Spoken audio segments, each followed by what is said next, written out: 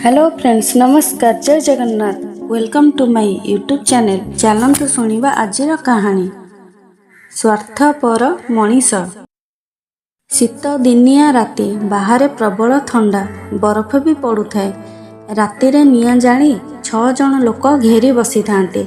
सेमानक भितरु जणे दरिद्र, जणे धनी, जणे कृषकाय, अन्य जणे श्वेतांग, जणे साधु बाबा और एकमात्र महिला थिले।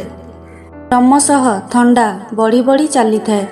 तेणे निआं लिभि लिभि आसिलानी। आउ खंडिए काठ न पकेले हुए तो निआं संपूर्ण लिभि जाई पारे। दरिद्र लोक पाखरे काठ खंडिए थिले मध्य से लुचाई रखि थांती। मने मने भाबु थांती, ए धनी लोकटी मते केते हैरान न करिछि। मो पाखरे थिबा काठ खंडिकर मजा न बसे काहींकी। से कष्ट पाउ पछे मु काठ खंडिक निआरे पकाइबी नहीं।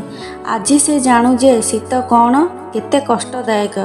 यह केवल गरीब लोकंकु काहींकी धनी लोकंकु भी कष्ट देई पारे।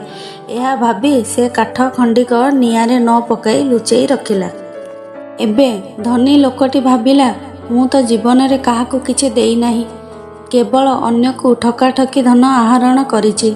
मो पाखरे थिबा काठ खंडिक जाली समस्त को आराम देवी काहींकी। यह भाबी से मध्य काठ खंडिक लुचाई रखिला। तापरे निआं पाखरे बसिथिबा कृषकाय व्यक्ति जनक पाखरे रखिथिबा काठ खंडिकु लुचाई रखी मने मने भाबिला, वर्ष वर्ष धरी एई श्वेतांग लोक माने आमको निर्यातना देई आसीचंते। सुतराम मो काठ द्वारा तेजिया निआरे से उपकृत हेबे काहींकी। श्वेतांग लोक जनक काठ खंडिकु लुचाई रखी मने मने भाबिला, मु काठ जाली देले ए कला लोकटी निश्चय सतेज होइजिवो। मो द्वारा से उपकृत हेबो, मु कदापि सह्य करि परिबि नाही। तेणु से मध्य काठ देला नाही। एबे साधु बाबा भाबिले, मो पाखरे थिबा काठ खंडिए मु लुचाई रखिबी, कारण समस्ते अलग अलग धर्मर लोक जे मते भल पाती नाही। द्वार द्वार बुली भिक्षा मागिला बेले एमाने टाही टापरा करिथिबा मु सुनिछि। सुतराम एमानंको साहाय्य करी कि लाभ। तेणु सीए भी काठ देले नाही। शेषरे महिला जनक भाबिले, मो पाखरे थिबा काठ खंडिए काहारिकु देखाइबी नाही। तार उपकारिता पुरुष जाति न पातु, सेमाने स्त्री जाति को भल पाती नहीं।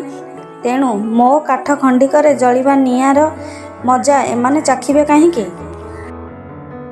एही भली 6 जण जाक मनरे भाबी भाबी निज निजर काठ खंडिक मान लुचाई रखिले। एणे निआं लिभिगला। थंडार प्रकोप एते बढ़ीगला जे एहाकु केही सह्य करि पारिले नाही। सेही पाउंस गदा चारिपटे मरी सोईगले। अथच समस्ते काठ खंडिए लेखाएं लुचाई रखिथिले। एही गपटिरु शिक्षा मिले जे स्वार्थपरता जोगु 6 जण जाक अकाଳରେ मरण बरिले। एमिति सुंदर सुंदर कहानी सुनिबा पाई मो चैनल को सब्सक्राइब करंतु और वीडियोटी भल लागिथिले लाइक कमेंट शेयर करिवे।